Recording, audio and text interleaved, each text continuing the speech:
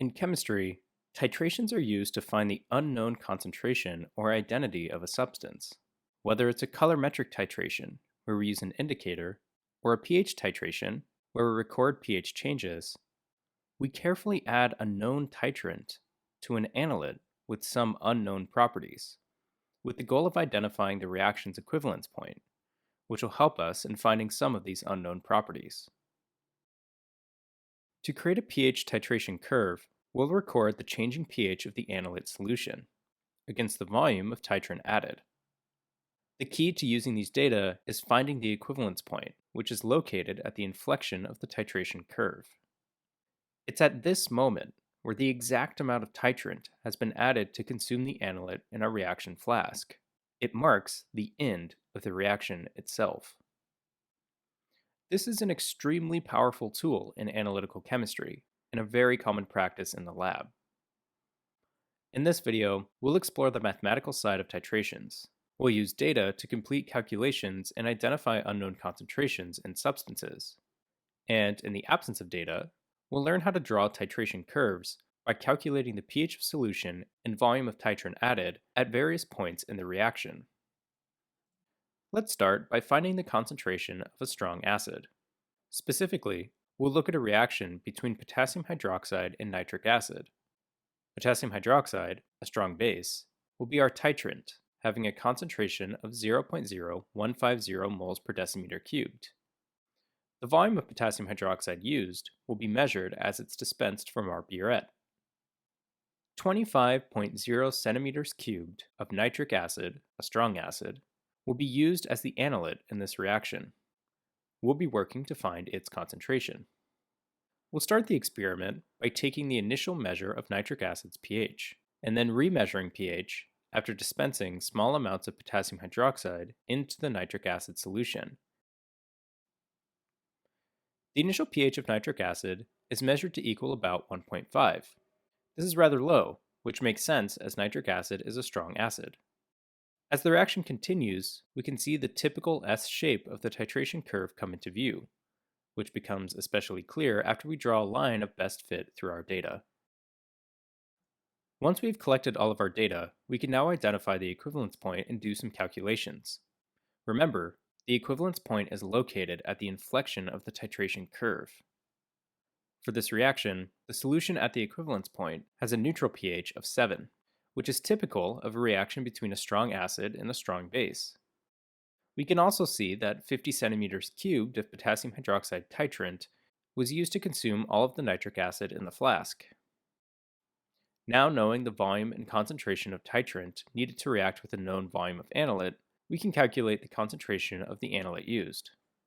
We'll first find the moles of nitric acid used by taking the volume of potassium hydroxide used to reach the equivalence point and convert that into decimeters cubed and multiply it by its known concentration. We then multiply the moles of potassium hydroxide by the 1:1 mole ratio it shares with nitric acid, as found in the balanced chemical equation. We can now see that in our reaction flask, we started with 7.50 times 10 to the negative 4 moles of nitric acid. To find the original concentration, or molarity, of nitric acid, we must remember that molarity is measured as moles of solute, which we just found, per decimeter cubed of solution, meaning that we'll take the moles of nitric acid and divide it by the volume of nitric acid solution that was originally used in the flask, converted into decimeters cubed. This gives us a concentration of 0.0300 moles per decimeter cubed of nitric acid. Using data, we were able to calculate the unknown concentration of our analyte solution. How can we draw a titration curve if we're not given a full set of data? Well, we know the general S shape of the titration curve. There's some key attributes that we should be able to correctly identify. These attributes include the initial pH of the analyte solution, the volume of titrant needed to reach the equivalence point, and the pH at the equivalence point. Let's learn how to do this with a reaction between a weak acid and a strong base. For our analyte, we'll use 30 centimeters cubed of a 0.100 mole per decimeter cubed solution of the weak ethanoic acid. We know ethanoic acid is weak as it has a small Ka value, equaling 1.8 times 10 to the negative fifth. We'll titrate this acid with a 0.135 mole per decimeter cube solution of lithium hydroxide, a strong base. To sketch our titration curve, we'll calculate each of the attributes we previously identified and add them to our graph one at a time. Let's start by finding the initial pH of the ethanoic acid solution. To do so, we must use its known concentration and Ka value.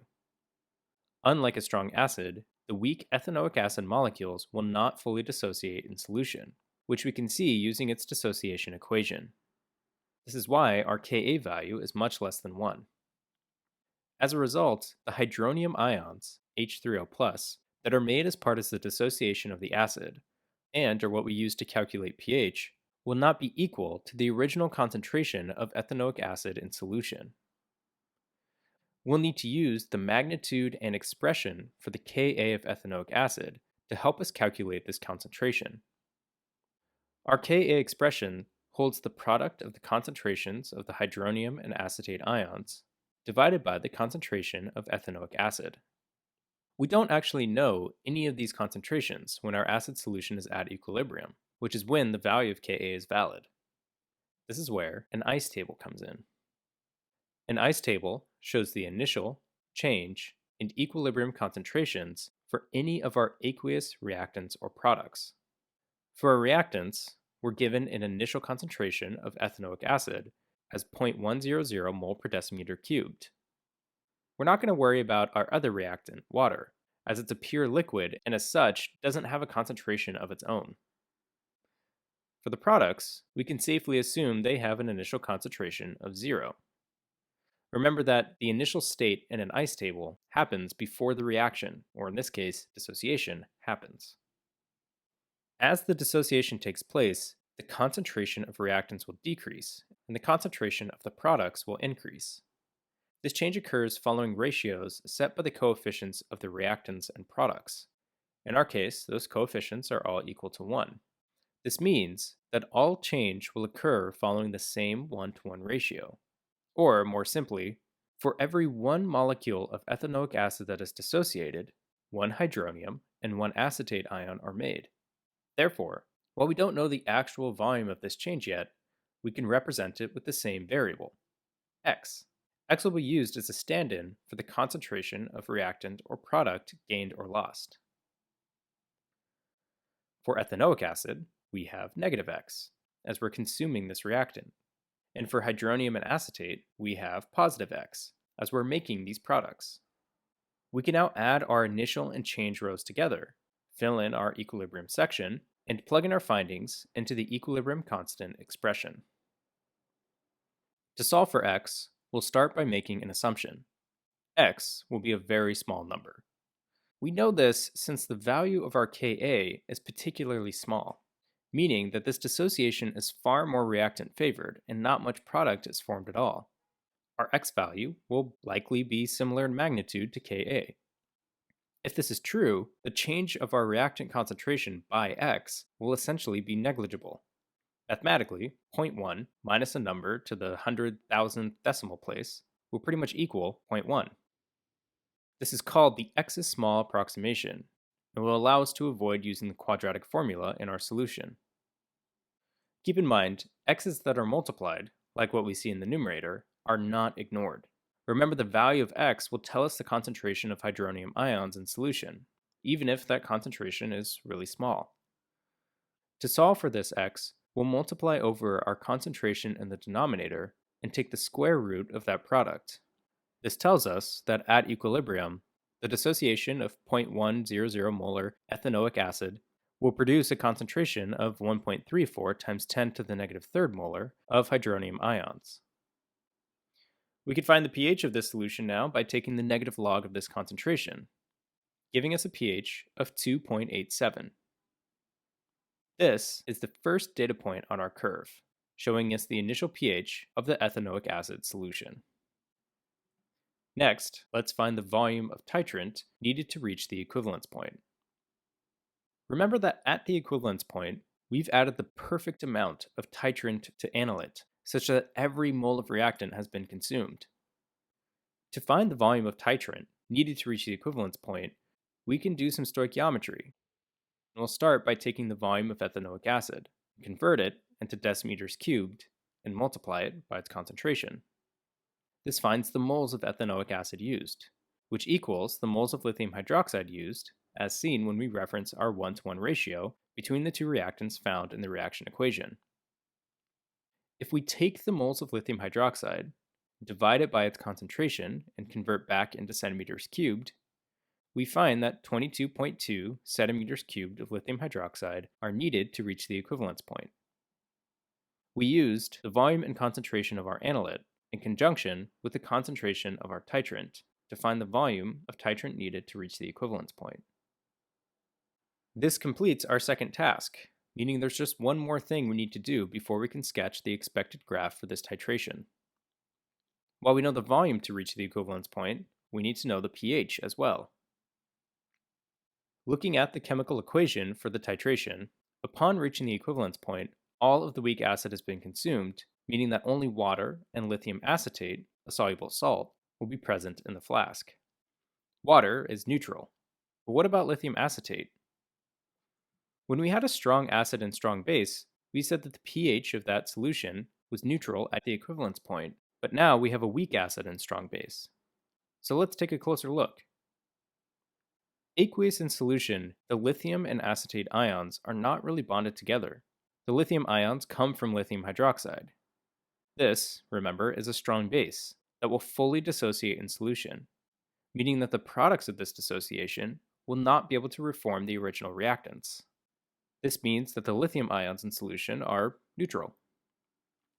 The acetate ion, however, comes from the weak ethanoic acid. Remember that weak acids do not fully dissociate and create reversible reactions where their conjugate pair can act as a base in the reverse direction. Therefore, as the conjugate base of ethanoic acid, the acetate ion acts as a base in this system. While it's not a strong base, as the conjugate base to ethanoic acid, the acetate ion is at least a stronger base than its conjugate pair, which we can see now in our particle representation. With the presence of the acetate ions, we should expect the pH of our equivalence point to be more basic and greater than 7. To calculate the exact pH, we'll need to know the concentration of acetate ions in solution, and the concentration of hydroxide ions they produce. From there, we can find pOH and then pH. We can find the concentration of acetate ions with some quick stoichiometry, similar to what we saw before. We know that 30 centimeters cubed of a 0.1 molar ethanoic acid solution was used to reach the equivalence point. And as we can see from the reaction, each mole of ethanoic acid consumed will produce 1 mole of lithium acetate or acetate ions. In our calculation, we'll find the moles of ethanoic acid consumed using its volume and concentration, and the moles of acetate ions that are made as a result using the 1-to-1 mole ratio. This should look really similar to the calculations we did before. Concentration, remember, is moles, which we just found, per decimeter cubed of solution. The total volume of solution at the equivalence point would be the sum of our two reactant solutions converted into decimeters cubed. Taking the moles of acetate ion, dividing by this volume of solution, we find a 0.0575 mole per decimeter cubed solution of acetate ions at the equivalence point.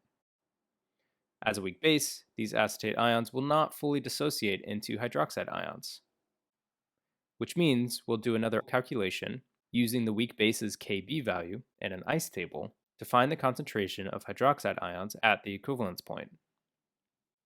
To find Kb, we'll need to use the acetate ions relationship to ethanoic acid, as the Ka of an acid can be used to find the Kb of its conjugate base through the relationship with the dissociation constant of water, Kw, where Ka times Kb equals Kw. We were told the Ka value of ethanoic acid earlier, and Kw is a constant at a given temperature. Now, with only one unknown, we can solve for Kb by dividing Kw by Ka. Notice that Kb is a very small number, which makes sense since the acetate ion should be a weak base. With our ice table, we'll start by first plugging in our initial concentrations, showing that these will change by the variable x, and giving expressions for each concentration at equilibrium, which we can now plug into our Kb expression. We'll use the same x is small approximation for the change in reactant concentration, and this will allow us to solve for x and complete our ice table. In this process, we find that we have a 5.68 times 10 to the negative 6 mole per decimeter cubed solution of hydroxide ions at the equivalence point of this reaction. Taking the negative log of the hydroxide ion concentration will give us the pOH of the solution, which we can easily convert into pH by taking 14 minus the pOH value. The pH of 8.75 not only confirms that at the equivalence point we have a slightly basic solution, but it also gives us all of the information we need to sketch our pH titration curve. We now know the initial pH is 2.87. The inflection point of the curve, representing the equivalence point, will occur at 22.2 centimeters cubed, and the pH will be basic, equaling 8.75. The line we draw should connect each of these points and maintain the typical S shape of the titration curve. Remember that every pH titration should not stop at the equivalence point, but should continue a few centimeters cubed beyond to determine the inflection point accurately. This is very important in an actual pH titration. Finally, recall that before the equivalence point, some weak acid will exist in excess, as will some weak conjugate base, which is made as a product of the reaction. This conjugate base will, in return, produce more weak acid. This shifting equilibrium creates a buffer, meaning the solution will resist large changes to pH as our titrant is added, which we mark as the buffer region before the equivalence point. Related to the buffer region, there's one more relevant point in a weak acid and strong base or a weak base and strong acid titration. Let's take a look and zoom in to our titration curve. The excess weak acid remaining before the equivalence point can generically be described by the weak acid equilibrium equation, where HA represents the weak acid and A- its conjugate base. Within this region, let's track changes in the concentration of the weak acid and its conjugate base. We'll see that when half of the strong base titrant needed to reach the equivalence point has been delivered to the flask, half of the original amount of the weak acid remains, and half the initial amount of weak acid has been transformed into its conjugate base. Therefore, the weak acid and its conjugate base are present in equal concentrations. For this reason, we label this as the half-equivalence point. With HA and A- being equal in their concentrations, they'll cancel out in our Ka expression, leaving Ka equal to the concentration of hydronium ions. If Ka equals the concentration of H3O+, we can also say that pKa equals pH, as these terms are found by taking the negative log of their respective counterparts. Why is this important? Well, it turns out that we could use this information to tell us the identity of the acid we're using. In the previous example of the titration of ethanoic acid with lithium hydroxide, the equivalence point was determined to be 22.2 centimeters cubed. So the half equivalence point would occur at about 11.1 centimeters cubed. The pH at this point is approximately 4.7, meaning the pKa of the acid is also about 4.7. Finding pKa is a common means of identifying an acid. If we hadn't already known the acid we were using, we would need some additional data provided in the question stem, such as a list of organic acids and their pKa values. We would then match the pKa of 4.7 to the likes of ethanoic acid. We can use this simple trick to identify the acid we're using just by finding the pH at the half equivalence point. The same rules would apply to a weak base and strong acid titration, except that at the half equivalence point, the pOH equals the pKb. We would just need to take care to use the pH value on the graph and determine the pOH and therefore the pKb value. In summary, mastering the mathematics of pH titration curves is crucial for understanding analytical chemistry. By identifying the initial pH, the equivalence point, and the half equivalence point, we're able to sketch titration curves and use data to calculate unknown concentrations or even the identity of analyte solutions with great precision. These skills are essential for practical applications in the lab, and provide a deeper understanding of chemical equilibrium and reactions.